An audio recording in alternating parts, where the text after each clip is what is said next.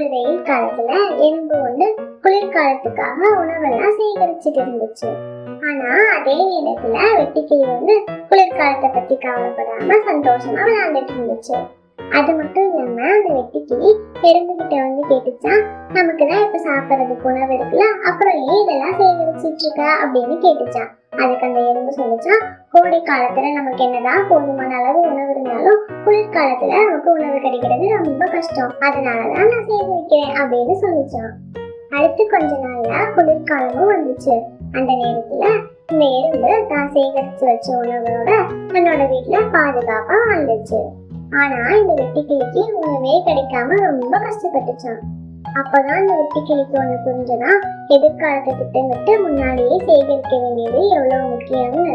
இந்த கதையில இருந்து நம்ம தெரிஞ்சுக்க வேண்டியது என்னன்னா, நம்மளோட சேகரிப்பு எதிர்காலத்துக்கு கண்டிப்பா உதவியா இருக்கும். அது மட்டும் இல்லாம நம்மளோட கடின உழைப்புக்கு கண்டிப்பா ஒரு பலன் கிடைக்கும்.